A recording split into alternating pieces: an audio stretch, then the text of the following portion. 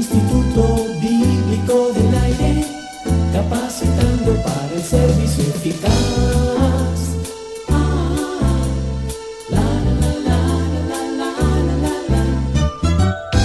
Saludos y gracias por asistir a otra clase del Instituto Bíblico del Aire, apreciado amigo y amiga. El estudio de hoy nos plantea un reto. ¿Somos parte de la solución de Dios para el mundo o somos parte del problema que hay en el mundo? Estamos en el capítulo 6 del Evangelio de Juan, analizando el milagro de los panes y los peces. Este evento no solo nos da las enseñanzas propias de un milagro, sino que también nos da importantes lecciones de la visión misionera de Jesús.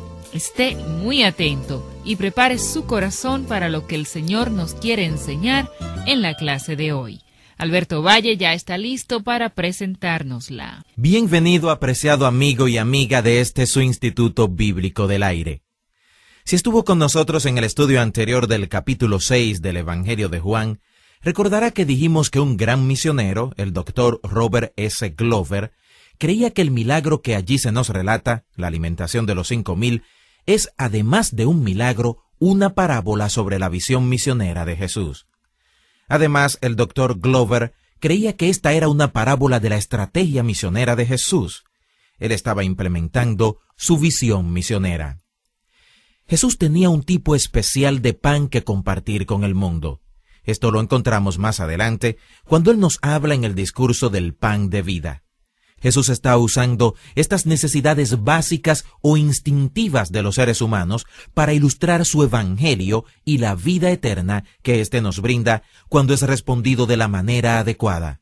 Si usted está sediento, Él le dirá, «Venga a mí y beba, y el agua que yo le daré será en usted una fuente de agua que salte para la salvación de usted y de otras personas sedientas». De esta manera Él nos ilustró el nuevo nacimiento y la vida eterna en el capítulo 4. En el capítulo 6, Él enfoca otra de las necesidades básicas de los seres humanos, el hambre. Dios ha puesto una sed en nosotros que solo puede ser satisfecha por el Espíritu Santo haciendo el milagro del nuevo nacimiento en nosotros. De la misma manera, Dios ha puesto un hambre en nosotros que solo puede ser satisfecha por Cristo, el Cristo que vive hoy, quien es el pan de vida. En síntesis, lo que Cristo nos está mostrando en este pasaje es que Él ha venido a este mundo para satisfacer el hambre y la sed de todos nosotros seres humanos. Lo que Él puede hacer en términos de darnos la calidad de vida que Dios el Padre quiso que tengamos, se ilustra aquí con el hambre y la sed, el pan y el agua. El mensaje que nos da mientras distribuye estos panes y peces a través de las manos de sus discípulos hasta llegar a las manos de las familias hambrientas es que Él tiene el plan de satisfacer las necesidades más elementales de cada persona en el mundo. Esta multitud representaba al mundo. En otras palabras, voy a satisfacer estas necesidades a través de las manos de mis discípulos. Como hemos dicho, Él pudo haberlo hecho de cualquier manera, pero Él escogió hacerlo por medio de sus discípulos. En el versículo 3 del capítulo 6, tenemos una pista de la estrategia de Jesús. Se nos dice que cuando la multitud lo siguió porque veían lo que hacía con los enfermos, Él decidió hacer algo muy estratégico. Él va a la cima del monte y se sienta con sus discípulos. ¿Le parece que esto tenga sentido? Luego de sanar a muchas personas, lo sigue una gran multitud con múltiples necesidades, y en ese momento Él sencillamente sube al monte y se sienta con sus discípulos. El Evangelio de Marcos nos da un poco más de detalles sobre esto. Marcos nos dice que venían de todas partes y que era una gran multitud, miles y miles de personas. Marcos nos explica que esta gente tenía todo tipo de problemas. Ambos evangelistas nos dicen que Jesús subió al monte y por invitación personal les pidió a algunos de sus discípulos que se unieran a Él en la cima de la montaña.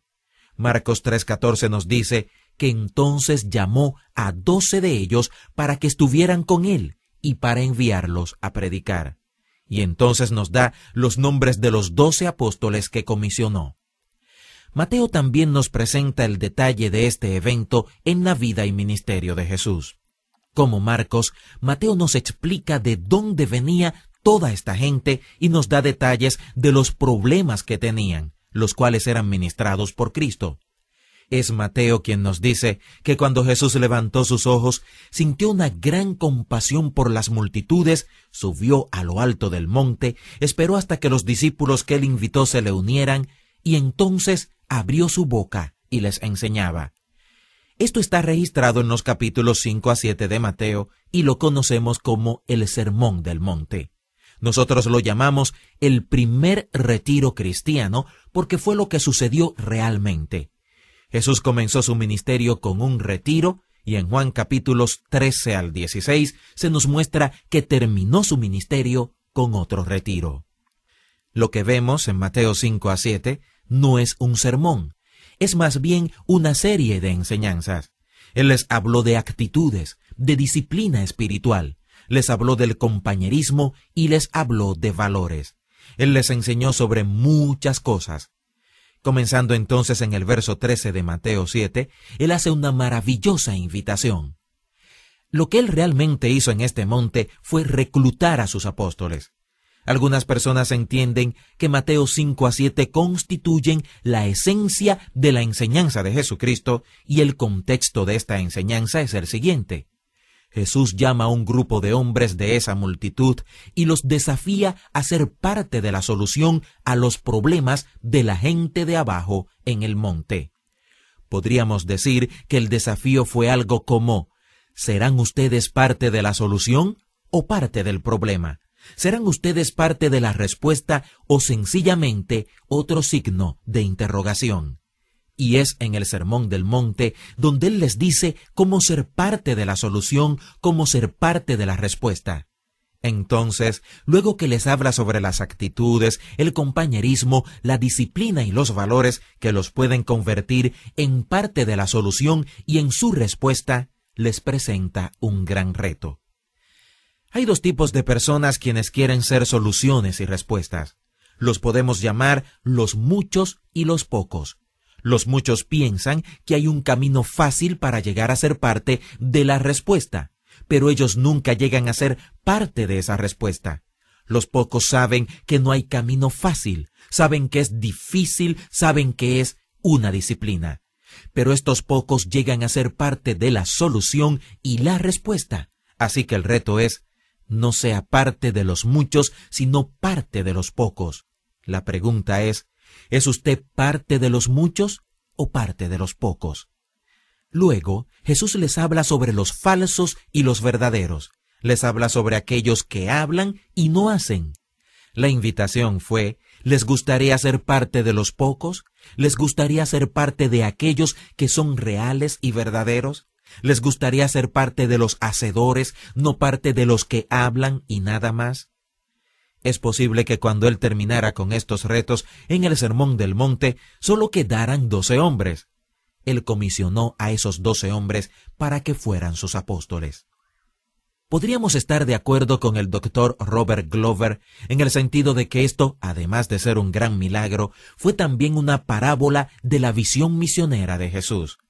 Jesús quiso reclutar discípulos que pudieran colocarse entre él y la gente con todas sus necesidades, de manera que toda su provisión para esas necesidades pudiera ser suplida a través de sus discípulos. Por supuesto que él mismo sería la provisión para esas necesidades. Todo vendría a través de él. Pero es su voluntad que esa solución, esa respuesta, esa salvación del mundo pasara a través de sus discípulos. Dijimos cuando estudiábamos el capítulo 4 que hay dos experiencias ilustradas ahí. Una era el nuevo nacimiento, ese sorbo de agua que saciaría la sed de la samaritana. La otra es que esa agua viva se convierta en usted en una fuente de agua que salte para la salvación de otras personas sedientas. Dijimos que eso ilustra las dos más grandes experiencias de la vida: ser nacido de nuevo y ser el instrumento o el agente de Dios a través del cual otros pueden nacer de nuevo. Es lo mismo que vemos en este milagro de la alimentación de la gran multitud. Para resumir la historia, hagamos las 3 preguntas que entendemos son las claves que abren el Evangelio de Juan. Primero, ¿quién es Jesús? Jesús en este capítulo es el pan de vida. Él es el pan que puede satisfacer el hambre de todo ser humano. Segundo, ¿qué es la fe en este capítulo? La fe es comer del pan.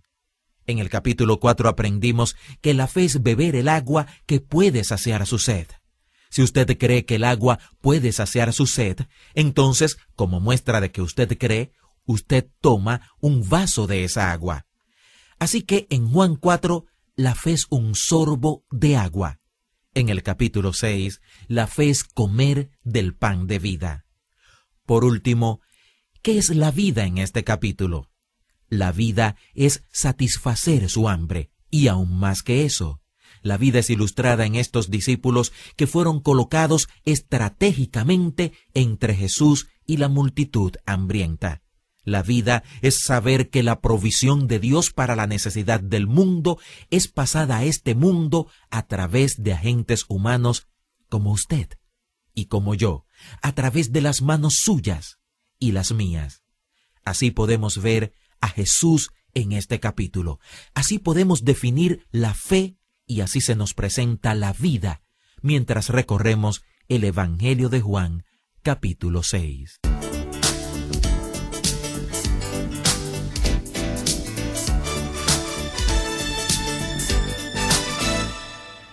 Así finaliza otra importante clase del Instituto Bíblico del Aire. El IVA le ofrece gratuitamente a vuelta de correos notas impresas de esta serie sobre el Evangelio según San Juan. También nos gustaría saber cómo estos estudios son de utilidad para usted. Escríbanos al Instituto Bíblico del Aire, P.O. Box 2805, Miami, Florida 33265, Estados Unidos, o al correo electrónico iba@transmundial.org. Hasta nuestra próxima clase.